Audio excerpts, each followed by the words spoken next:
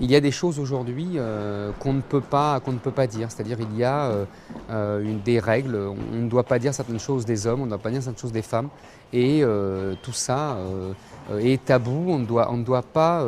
Il y a des relations, une vérité des relations entre hommes et femmes qui est complètement niée aujourd'hui. C'est ça que j'ai voulu dire. Qu'est-ce qu'on ne doit pas dire?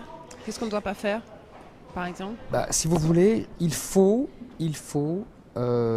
voulez, notre société veut imposer l'image d'hommes et de femmes absolument euh, égaux, indifférenciés, interchangeables. C'est-à-dire que les hommes et les femmes, c'est la même chose. Il n'y a aucune différence. Ils peuvent faire tout la même chose. Ils doivent faire la même chose. Il n'y a plus de différence. C'est ça que notre société essaye de vendre à toute force. Et si vous dites non, moi je continue à penser que ce n'est pas pareil. Non seulement je continue à penser que ce n'est pas pareil, mais en plus je veux que ça ne soit pas pareil parce que je pense que c'est le produit de la civilisation et je tiens à cette civilisation-là. Vous passez pour un odieux macho, fasciste, etc. Les mots ont un sens. Macho a été, moi je compare, vous savez, dans les années 30, le Comintern, l'association des communistes sous la direction de Staline, avait donné comme mot d'ordre de traiter tous les adversaires du communisme de fascistes, quels qu'ils soient. Et aujourd'hui, nous avons fait exactement pareil avec macho, c'est-à-dire que tout ce qui est masculin, viril, traditionnellement masculin et viril, je veux dire, est traité de macho. Et d'ailleurs, ça a des conséquences terribles, c'est-à-dire que les hommes sont complètement perdus, ils ne savent plus qui ils sont.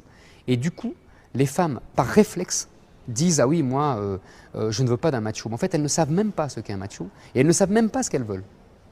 Je pense qu'il y a cet étrange comportement vient, ça nous ramènerait à long, c'est-à-dire que je pense qu'il y a une volonté des hommes, d'abord, de ne plus être des hommes selon les critères traditionnels. Alors bon, moi je reviens à la guerre 14 dans mon livre, je pense que là il y a le rapport à l'homme à la guerre, le rapport de l'homme à la guerre qui était le déterminant de son identité depuis des milliers d'années a changé. Il n'est plus un héros, il est dans la boue, dans les tranchées, il se met plus bactère pour éviter la mitrailleuse, etc. Hein, bon, le corps de l'homme change. D'autre part, le capitalisme change. Le capitalisme veut des consommateurs et non plus des producteurs. Hein, les producteurs, c'est bon pour la Chine et l'Inde. Hein, aujourd'hui, on veut des consommateurs et le meilleur consommateur, c'est la femme. Et donc, il faut transformer tout le monde en femme. Et troisièmement, je pense qu'il y a l'action de mouvements minoritaires, comme les féministes, les militants gays. Je dis bien gays et pas homosexuels, hein, on y reviendra si vous voulez, parce que moi, je fais une distinction. Qui ont intérêt, qui travaillent à cette indifférenciation, à ce désir du même. Nous sommes une société morbide. J'ai une sexologue qui est venue me voir à Toulouse et qui m'a dit vous avez tout à fait raison. Moi, ce que vous écrivez, je le vois dans mon cabinet de consultation. Et nous sommes dans une société morbide. Et donc, pour combattre cette morbidité, eh ben, on met des femmes nues partout. Parce que justement, mais je suis tout à fait d'accord. Mais parce que justement, on n'arrive plus à susciter le désir. Il faut bien réveiller ce désir masculin. C'est le vrai problème de la société. C'est réveiller le désir masculin. Vous savez, moi je pense que le féminisme, en fait, a eu un effet. C'est de permettre aux femmes de la grande bourgeoisie de voler aux vrais prolétaires leur statut de prolétaire. Parce que ces femmes de la grande bourgeoisie qui se prennent pour des femmes qui ont été martyrisées et tout, c'est faux. Les vrais prolétaires, c'est les hommes et les femmes du prolétariat, les ouvriers, les paysans. Et c'est pas Madame de Beauvoir et Madame Badinter.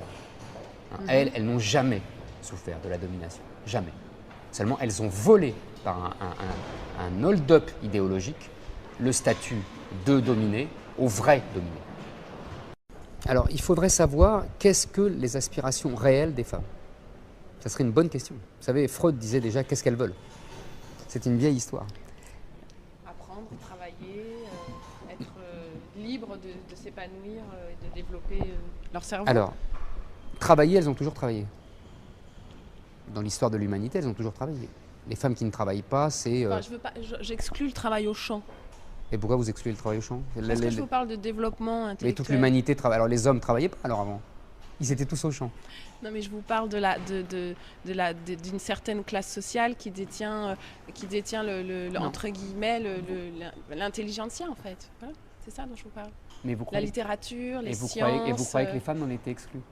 Mais je vais vous prêter des livres sur l'histoire du XVIIe siècle, du XVIIIe siècle. Vous allez voir que les femmes n'en sont nullement exclues. Vous allez voir que Madame du Deffand correspond avec Voltaire d'égal à égal. Vous allez voir que Madame du Châtelet, pareil avec Voltaire, elle n'est pas du tout minorée. Vous allez voir que les femmes qui reçoivent Rousseau ne sont pas du tout ridiculisées. Mais c'est des femmes d'exception peut-être. Mais les hommes aussi étaient d'exception.